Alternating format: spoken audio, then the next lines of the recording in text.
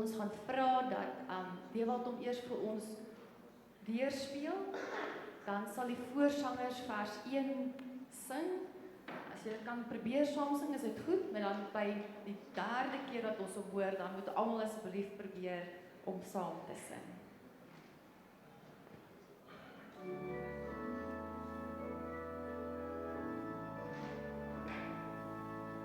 Die waar behoort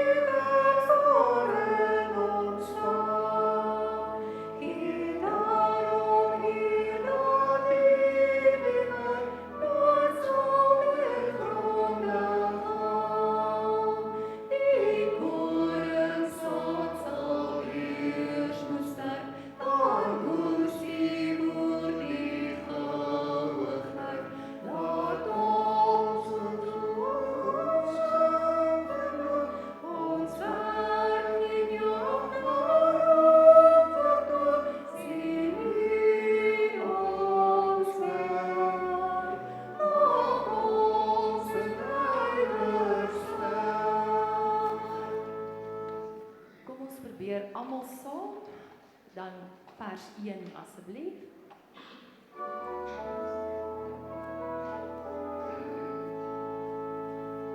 Die waar behoort aan U, ons Heer, die waarin ons staan.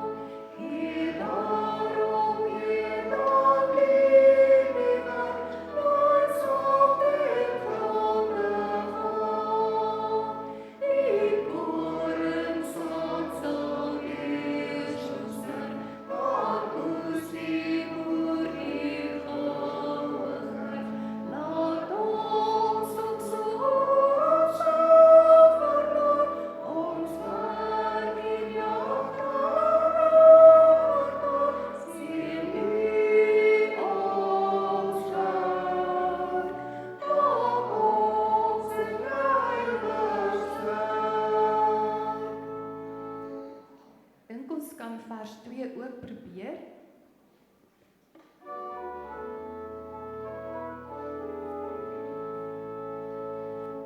Hier leiden hier ons op, hier vrede en gegaan. Laat ons ook met volharding hier ons pad met vreugde gaan. Gebruik ons in U koninkryk, maak ons aan Christus meer gelyk. En as ons by U dan kom, wanneer ons nog nie meer verstaan, laat dan nooit ons sien die ewig hier. Ons volgende lied is baie bekend. Dit is lied 203. Ons sing daarvan, ek dink die eerste, kom ons sing vanoggend die eerste 3 verse.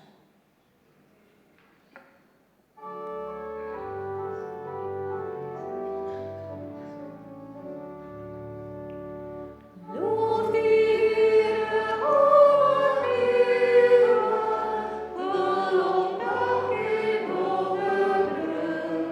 Hy het al ons skuld vergewe, ons in eeuwig liefdesveld.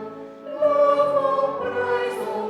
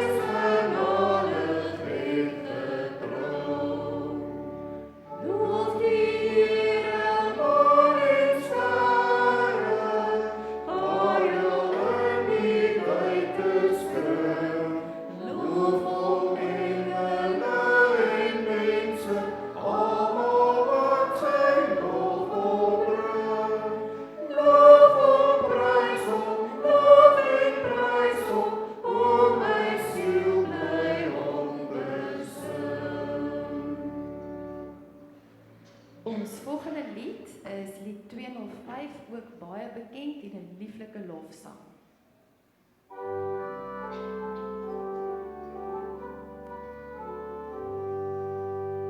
Bring lof aan die Vader, verheerlik die Seun, vernietig genade, verlossing en steun.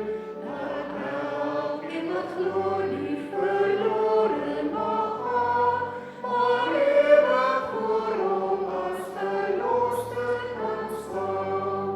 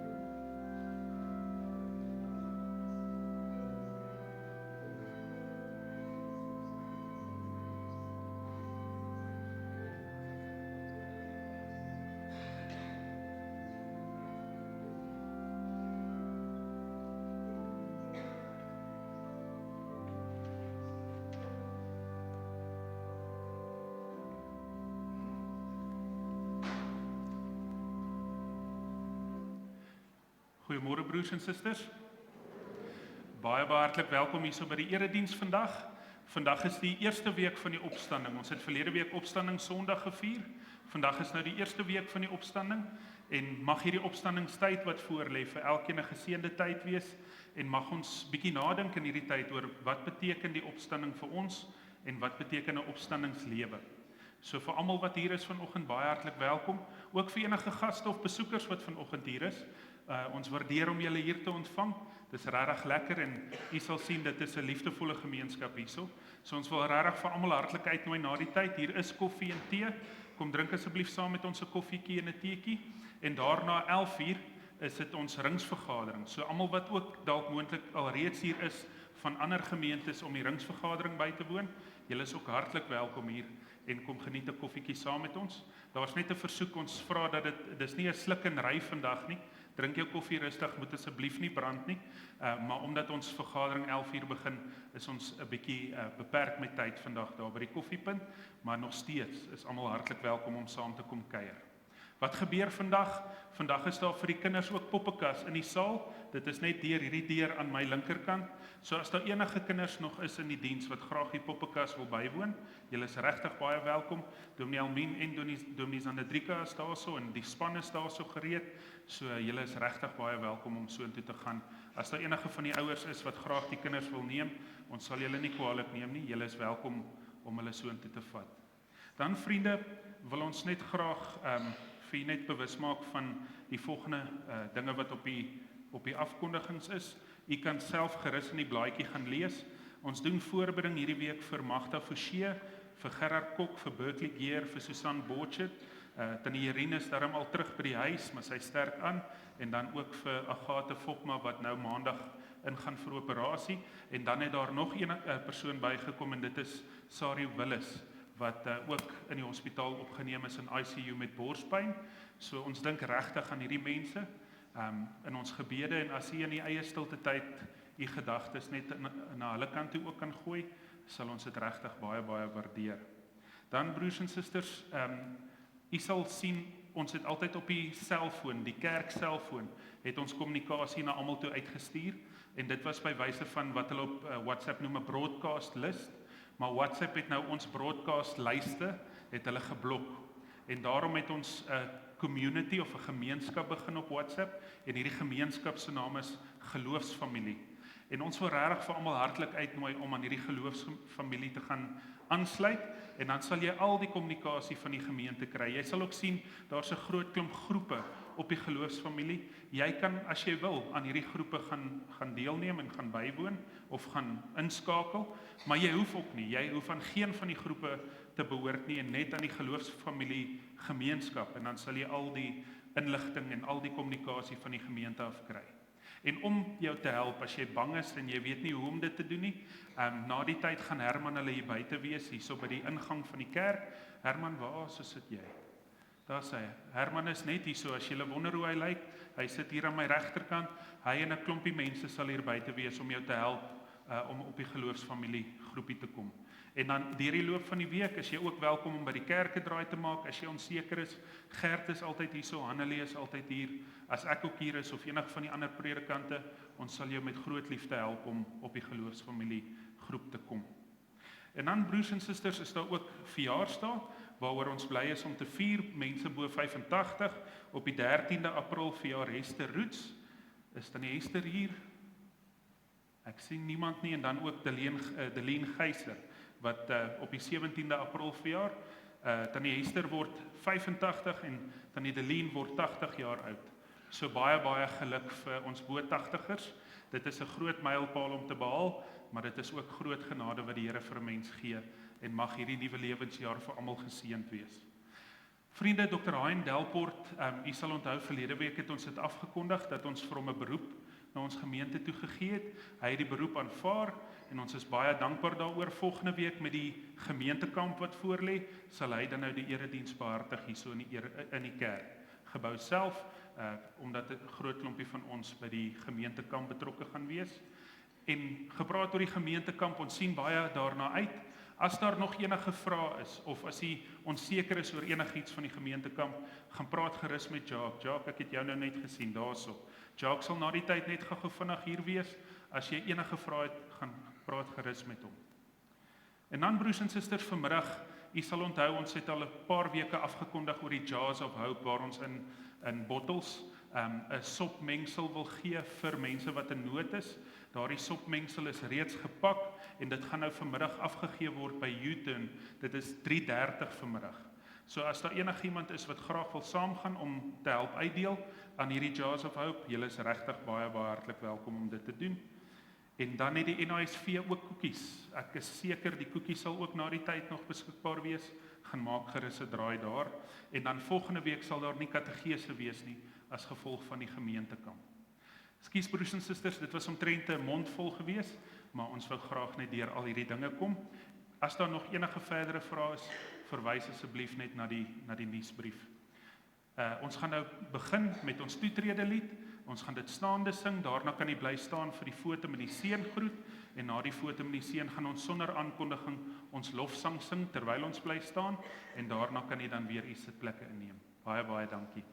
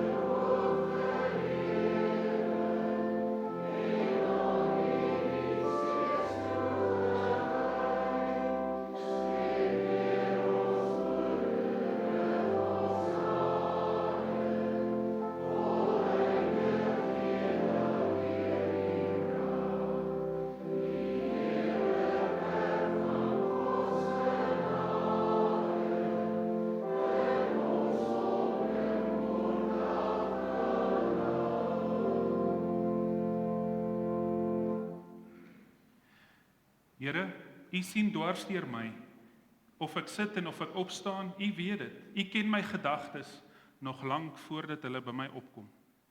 Gemeente genade, barmhartigheid en vrede word elkeen van ons toegewens in die naam van God ons Vader, ons opgestane Here Jesus Christus en deur die kragvolle werking van die Heilige Gees. Amen.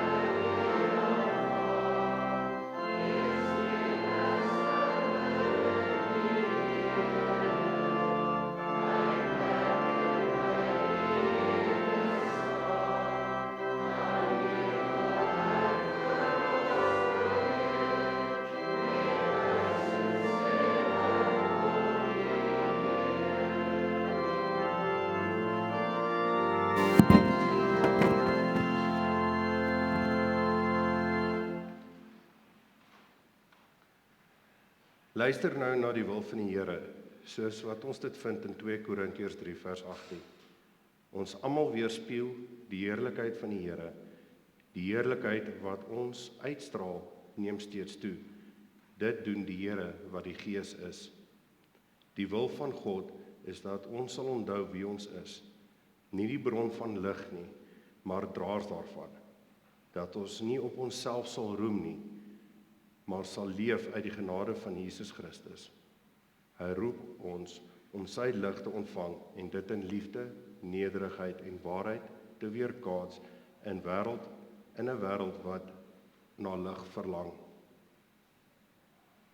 Wanneer ons eerlik na ons lewens kyk, besef ons so maklik ons vergeet dat ons nie self die lig is nie. Ons vertrou op ons eie krag, soek na ons eie eer en probeer ons eie pad bou. Ons leef dikwels asof alles van ons afhang en vergeet hoe afhanklik ons van die Here is. Laat ons daarom nou ons skuld voor die Here bely en saam ons harte oopmaak in die lied wat ons gaan sing. Terwyl ons net so bly sit, kom ons sing Vonklied 234, strofes 1 en 2.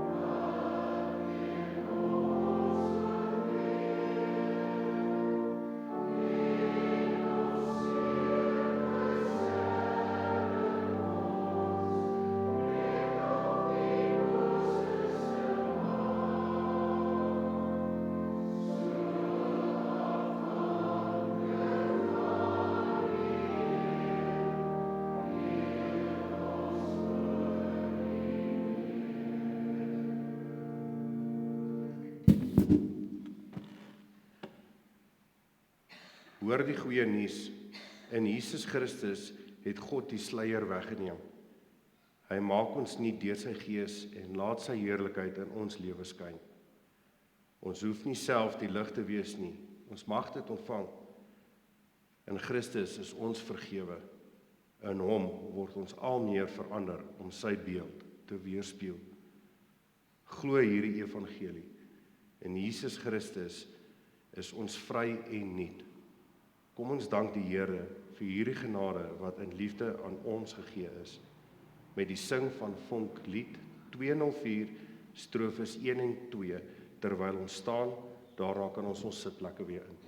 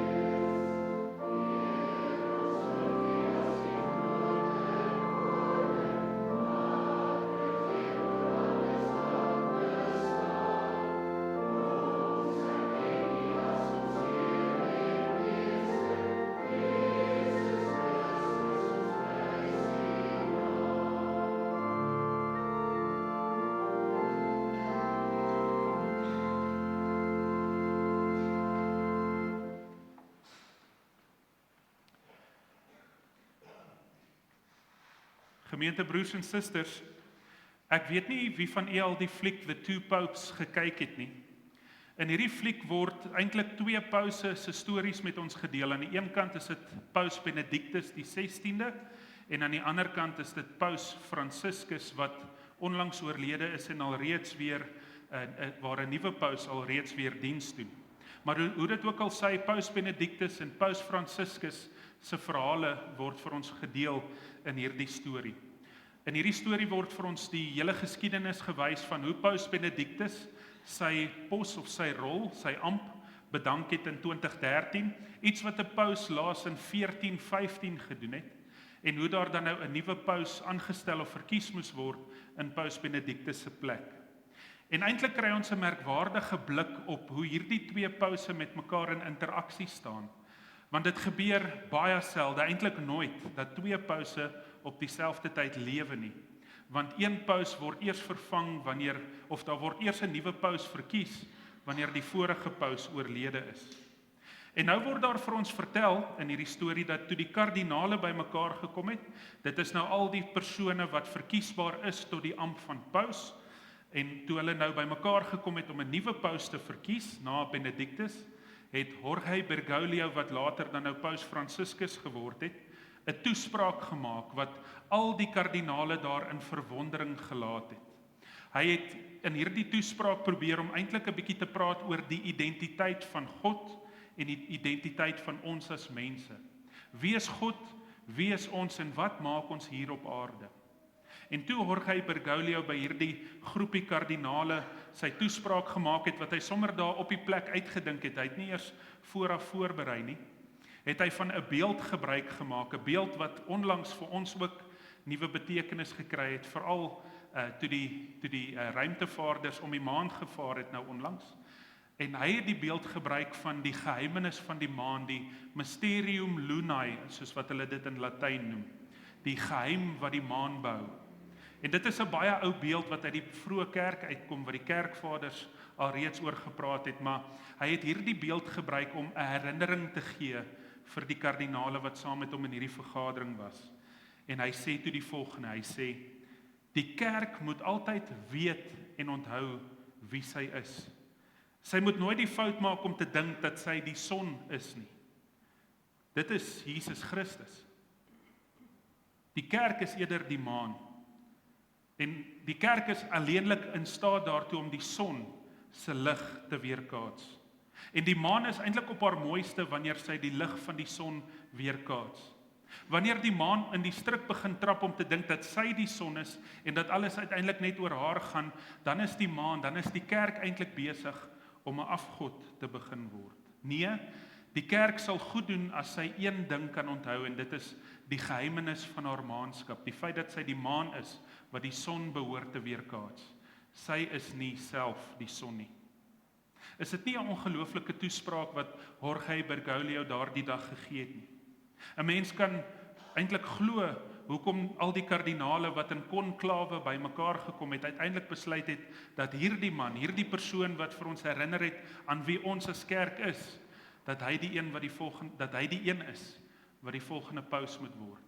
En hy word toe ook verkies as Paus Franciscus. En die vraag wat ek dan nou dink Paus Franciscus vir elkeen van ons sou vra is, besef ons dat ons die maan is? Wat beteken hierdie Mysterium Lunae vir my lewe en vir jou lewe? Ja, hy het dit probeer sê vir die kerk van sy tyd in 2013, maar wat sê dit vir die kerk van ons tyd, waarin ons nou lewe? Wat het dit te sê vir my en vir jou identiteit voor die Here? En vanoggend gaan ons dan nou 'n bietjie kyk na 'n persoon wat ook min of meer dieselfde gedagte probeer kommunikeer het, soveel jare terug, en dit is Paulus. Hy het 'n soortgelyke gedagte probeer kommunikeer vir die gelowiges in Korinte. En ek wil daarom vir elkeen van ons uitnooi om 'n gedeelte saam met my te lees uit 2 Korintiërs 3 vanaf vers 1 tot en met vers 18. Maar voordat ons dit doen, broers en susters, kom ons sit net eers so, dan sing ons Vonklied 341, strofes 1 en 2 as ons gebed voor die skriflesing.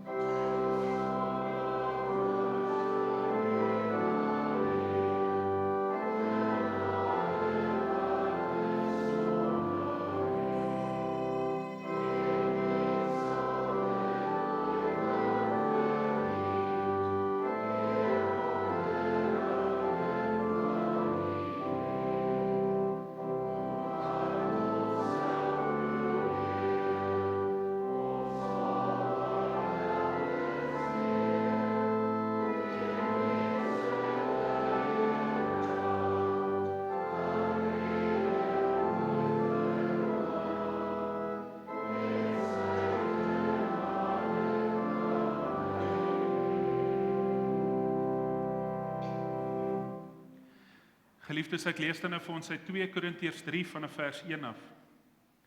Begin ons weer onsself aanprys? Of het ons miskien soos party ander mense aanbevelingsbriewe aan julle of van julle nodig? Julle is self ons aanbevelingsbrief, geskryf op ons harte vir almal om te lees en te verstaan. Dit is tog duidelik dat julle 'n brief van Christus is, deur ons diens geskrywe, nie met ink nie, maar met die gees van die lewende God. Nie op klip nie, maar op die harte van mense. Ons sê dit omdat ons deur Christus ten volle op God vertrou. Uit onsself is ons nie in staat om iets te bedink asof dit uit onsself uitkom nie. Ons bekwaamheid kom van God, wat ons bekwaam gemaak het om bedienaars van 'n nuwe verbond te wees. Nie van die letter nie, maar van die gees. Die letter maak dood, die gees maak lewend. Die wet wat in letters op klip gegraveer is, het in heerlikheid gekom. Hierdie heerlikheid wat tog gou sou verdwyn, het op die gesig van Moses so geskitter, dat die Israeliete nie na hom kon bly kyk nie. As die bediening wat tot die dood lei met soveel heerlikheid gekom het, hoeveel groter sal die heerlikheid van die bediening wat deur die Gees geskied, dan nie wees nie. Die bediening waardeur die mense veroordeel word, het immers met heerlikheid gekom, maar die bediening waardeur die mense vrygespreek word, oortref dit verreweg in heerlikheid. Ons kan sê dat die heerlikheid van vroeër nie te vergelyk is met die alles oortreffende heerlikheid van nou nie. As wat aan die verbygaan was, van heerlikheid gestraal het, veel meer nog sal die blywende van heerlikheid skitter. Omdat ons hoop hierop gefestig is, tree ons met vrymoedigheid op.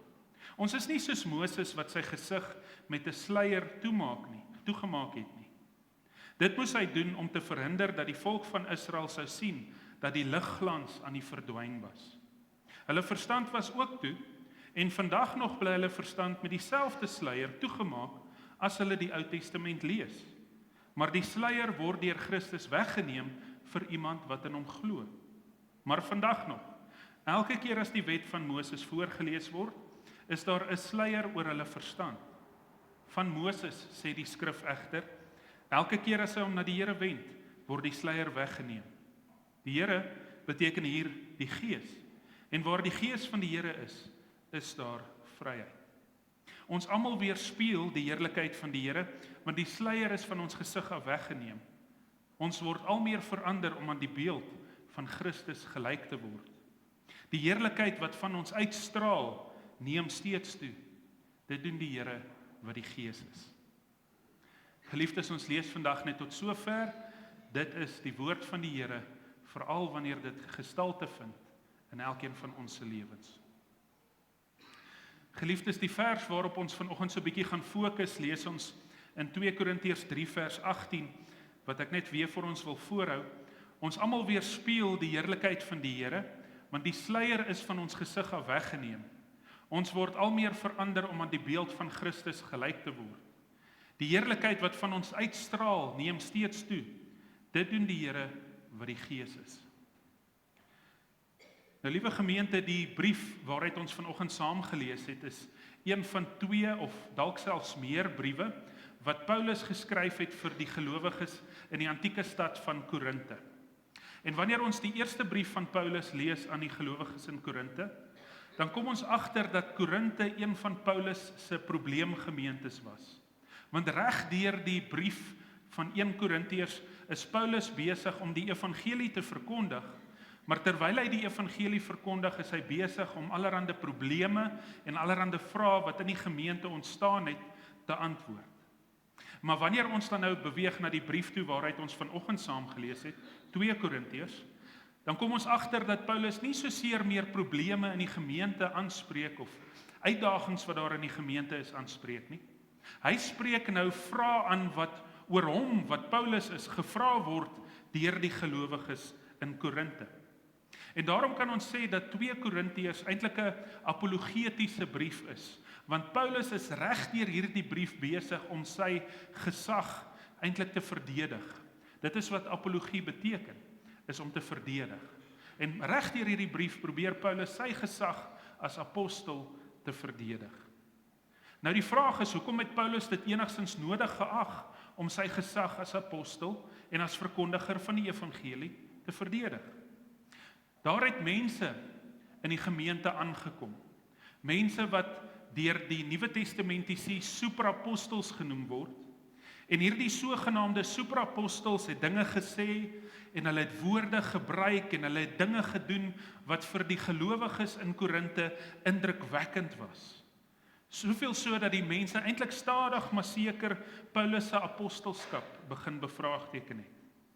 Hierdie sogenaamde superapostels was so indrukwekkend geweest vir die gelowiges in Korinthe dat hulle naderhand geglo het in die pad wat die superapostels verkondig, eerder as die weg of die pad wat Paulus verkondig het. En stadig maar seker het daar allerhande stemme in die gemeente begin opgaan wat gesê het dat Paulus eintlik nou sy apostelskap moet begin verduidelik, maar hy self moet dit nie doen nie. Hy moet eintlik aanbevelingsbriewe of getuigskrifte van ander gemeentes kry waar hy werksaam is, en dan moet hy daardie getuigskrifte en aanbevelingsbriewe ingee by die gelowiges in Korinthe, sodat hy sy apostelskap op so 'n manier kan verdedig en bevestig. En dit is in hierdie lig, in die lig van die toenemende hoeveelheid versoeke, dat Paulus 'n aanbevelingsbrief aan hierdie Korintiese gelowiges moet indien, dat hy hierdie brief, en spesifiek ook die gedeelte van die brief waaruit ons vanoggend saam gelees het, begin skryf het. En hoor 'n bietjie, hoe begin Paulus hierdie besonderse brief, of die gedeelte van die brief waaruit ons gelees het? Hy begin eintlik deur 'n vraag te vra.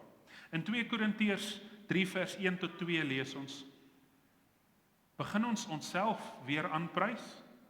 Of het ons miskien soos party ander mense, lees nou hierin hierdie party ander mense, die superapostels? Begin ons onsself weer aanprys, of het ons miskien soos ander mense, hierdie superapostels, aanbevelingsbriewe aan julle of van julle nodig? Julle is self ons aanbevelingsbrief, geskryf op ons harte vir almal om te lees en te verstaan.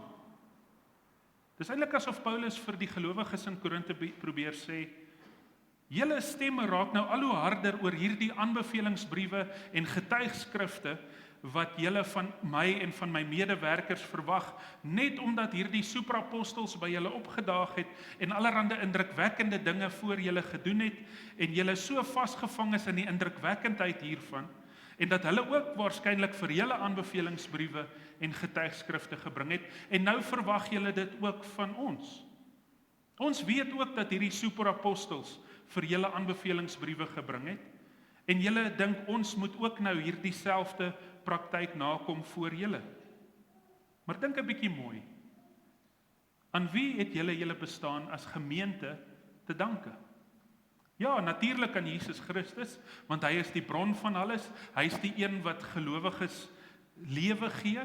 So ja, natuurlik het hulle dit aan Jesus Christus te danke, maar Paulus probeer eintlik ook vir hierdie mense sê, dis as gevolg van my en my medewerkers se arbeid onder julle, dat julle tot geloof in Jesus Christus gekom het.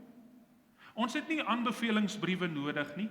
Julle wat volgelinge van Jesus Christus is daar in Korinthe, julle is ons aanbevelingsbriewe. Julle is op elkeen van ons se harte geskryf, sodat die res van die wêreld dit kan lees.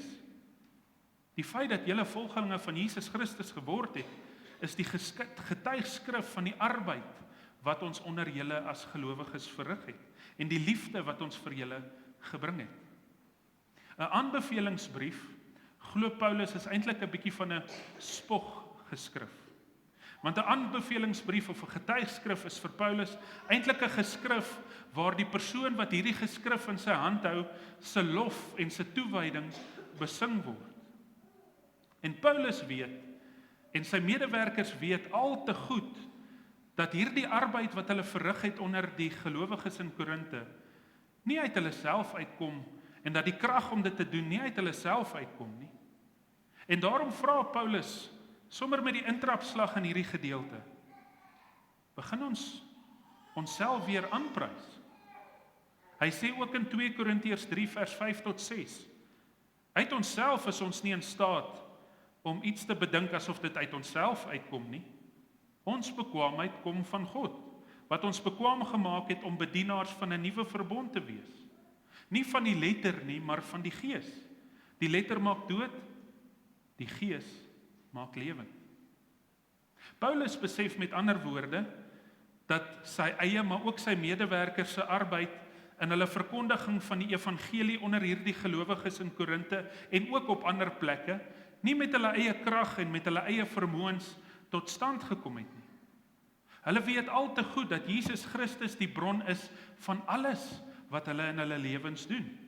Hy is die lewegewer, hy is die bron van al hulle krag, hy is die bron van hierdie evangelie, van hierdie goeie nuus wat hulle in die ganse wêreld gaan versprei het.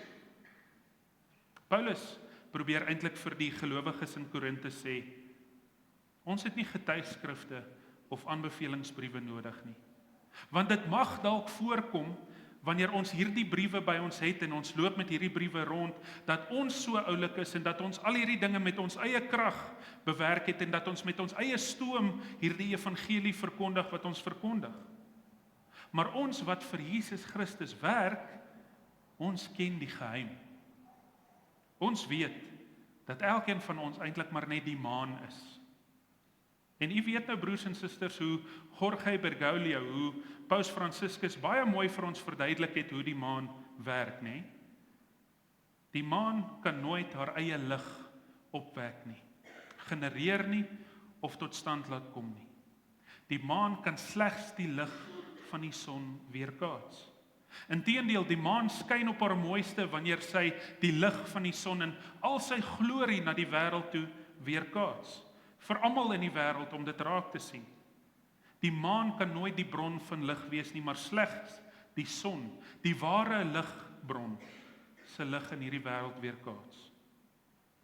Paulus maak nou wel nie van hierdie spesifieke beeld van die Mysterium Lunae of die geheimenis van die maan gebruik nie, maar hoor 'n bietjie mooi hoe mooi pas hierdie beeld in dit wat Paulus vir die gelowiges in Korinte probeer sê. In 2 Korintiërs 3 vers 18 sê Paulus: ons almal weerspieël die heerlikheid van die Here, want die sluier is van ons gesig af weggeneem.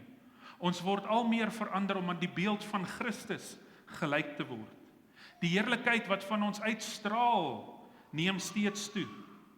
Dit doen die Here wat die Gees is. Kan jy hoor? Ons almal weerspieël, ons weerkaats, ons reflekteer die heerlikheid van die Here. Nie ons eie heerlikheid nie. Nie die heerlikheid van mense of van regerders hier op aarde nie. Nee, ons weerkaats die heerlikheid van die Here. Paulus sê eintlik hier, die kerk moet nooit hierdie geheim vergeet nie. Die kerk moet nooit hierdie misterie voor oë verloor nie. Die kerk wat volgelinge van Jesus Christus is, kan slegs die heerlikheid van die Here in hierdie wêreld weerkaats. Wanneer die kerk en wanneer gelowiges in die struik begin trap om te dink dat dit oor hulle self gaan, of dat dit gaan oor die voortbestaan van die kerk, of dat dit gaan oor die groter word van hierdie kerkgebou, dan begin ons eintlik van die kerk 'n afgod maak. Die kerk se werk is om, soos die maan, slegs die lig van die ware son, Jesus Christus, te weerkaats in hierdie wêreld. Soos die maan sal dit die ganse kerk van Jesus Christus baat, om altyd te onthou dat sy in totale afhanklikheid van Jesus Christus leef, die ware lig vir die wêreld. Die maan ken die geheim. Die geheim is dat die maan nie die son is nie. Die maan leef in totale afhanklikheid van die bron van alle lig. En hoe dikwels vergeet ek en jy nie om dit te onthou nie, my liewe broer en suster. Ons vergeet so dikwels dat ons lewe in totale afhanklikheid van God. Ons vergeet dit, broers en susters, van die wêreld gee vir ons allerhande kommunikasie van hoe ons behoort te leef.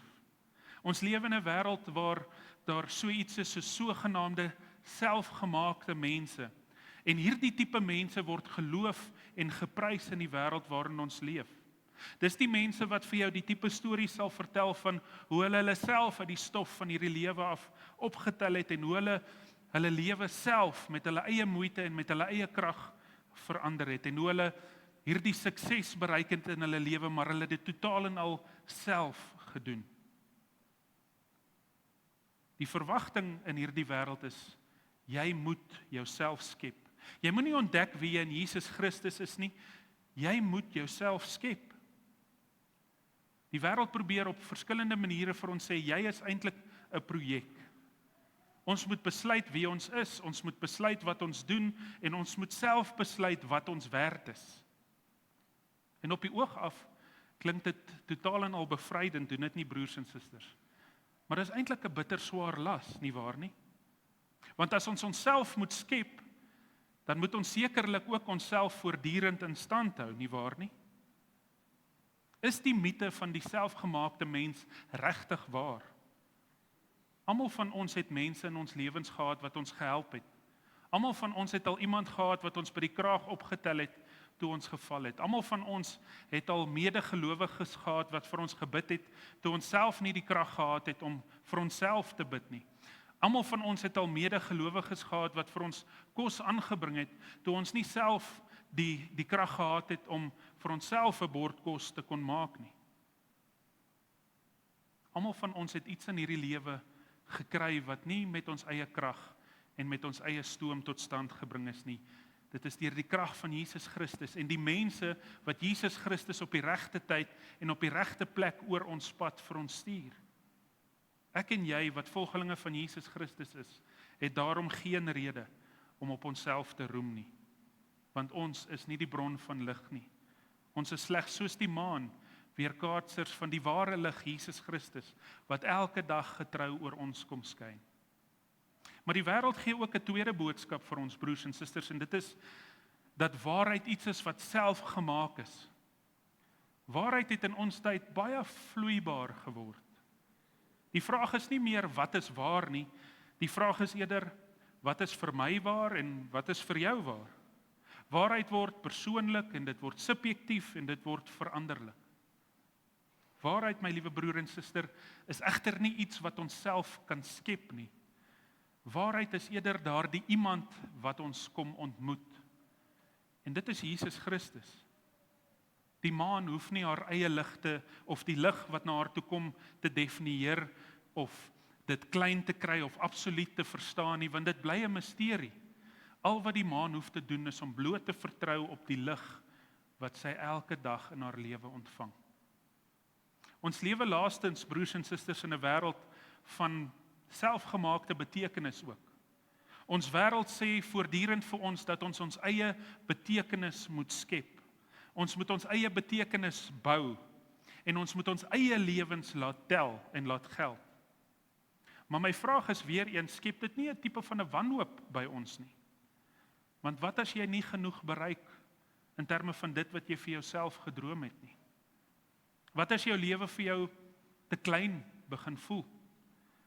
Wat as jy nie betekenis kan bou of die tipe betekenis kan bou wat jy gehoop het om vir jouself te bou nie? Dan voel ons bestaan vir onsself baie vinnig hol en leeg. Ek wonder, my liewe broer en suster, lê ons betekenis nie eerder in dit wat die Here in my en jou vorm, eerder as dit wat ek en jy verwoed self probeer bou nie? Die maan se betekenis lê immers nie in haar eie krag nie, maar in haar vermoë om die lig van die son te weerkaats. Ons kry alleenlik betekenis in Jesus Christus, omdat hy die betekenis in ons bou en maak. Ons is sy geliefde kinders. Ons is deel van sy uitgebreide huisgesin. Wat meer het ek en jy nodig as dit? Die wêreld, om af te sluit, sal dalk vir my en jou sê, skyn ter wille van jouself. Christus sal waarskynlik vir ons sê, aanskou my lig en skyn my lig. Die wêreld sal waarskynlik vir ons sê, wees jy die son. Jesus sal waarskynlik vir ons sê, onthou dat jy die maan is en dat jy geroep is om die lig van die ware son, Jesus Christus, in hierdie wêreld te laat skyn. Hoekom? Want die maan leer vir elkeen van ons die geheim. Die maan leer vir ons 'n les. En wat is hierdie les? Die les is, sy leef van 'n lig wat nie haar eie is nie. Mag ek en jy, soos die maan, hierdie geheimenis nooit in ons lewe vergeet nie en altyd in verwondering daaroor bly staan. Veral wanneer ons swak voel. Veral wanneer dit vir ons voel dat ons nie genoeg is nie. en veral wanneer ons onseker is. Amen. Geliefdes, ons het nou 'n geleentheid om ons lewens opnuut toe te wy aan die Here, en ons gaan dit vanoggend doen met Vonklied 193, al by die strofes. Ons gaan dit sing terwyl ons net so bly sit, en hier sê ons dat ons met ons hart en met ons mond en met ons lewe, met die volheid van wie ons is, voortdurend wil bely, voortdurend wil skyn, die lig wat vir ons gegee is, die lig van die ware son, Jesus Christus. En dan kan ons net so bly sit wanneer ons 'n gebed daarna saam gaan doen. Kom ons sing hartlik saam.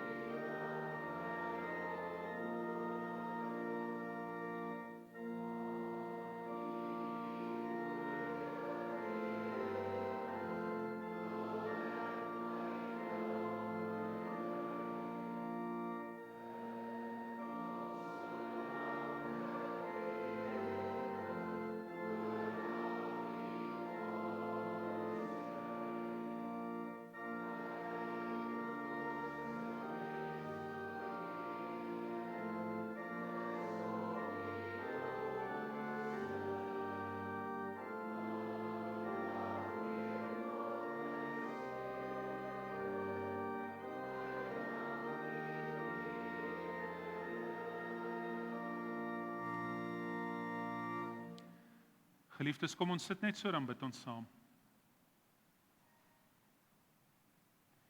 Hemelvader, ons loof en ons prys U naam vir die feit dat ons nie ons eie lig hoef te genereer nie.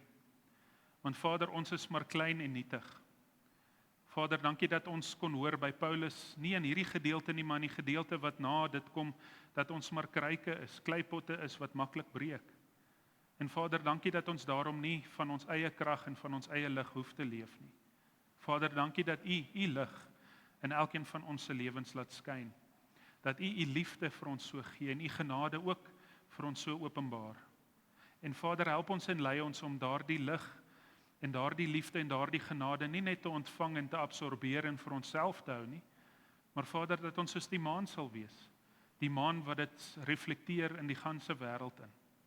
Want Vader, ons weet hoe bitter nodig hierdie wêreld daai lig het.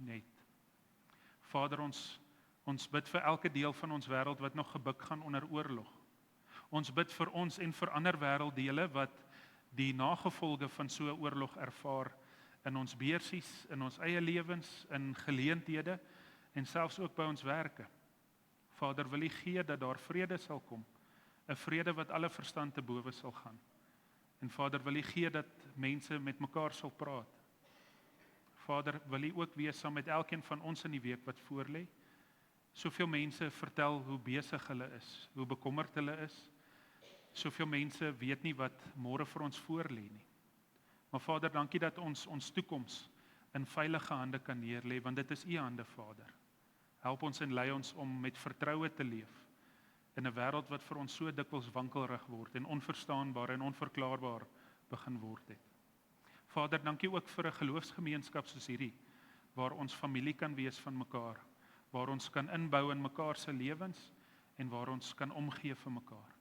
Vader, help ons en lei ons om elke dag sterker liefdevol te wees teenoor mekaar en dat ons so U lig nie net hier in hierdie gebou en tussen ons as medegelowiges sal dit skyn nie, maar in die ganse wêreld daar buite ook.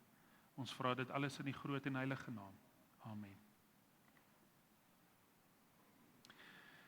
Geliefdes, ons gaan nou staan vir die sing van ons slotsang en dit is gesang 527.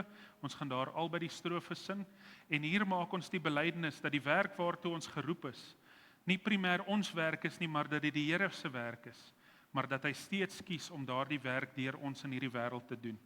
Daarna gaan ons bly staan vir die uitspreek van die seën, en nadat ons die seën ontvang het, antwoord ons spontaan met die Amen, Gesang 3 en 4, en dan kan ons hier uit mekaar uitgaan in sy vrede.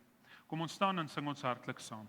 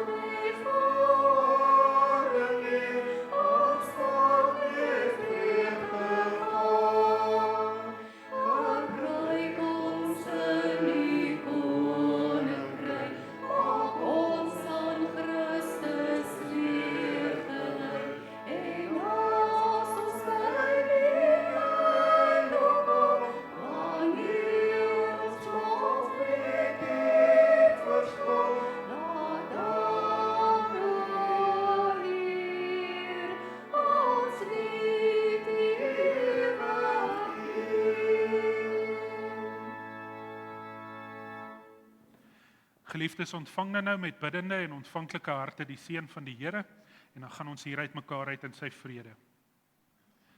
Die Here sal ons seën en ons beskerm. Die Here sal tot ons redding verskyn en ons genadig wees. Die Here sal ons gebede verhoor en aan ons sy vrede gee. Amen.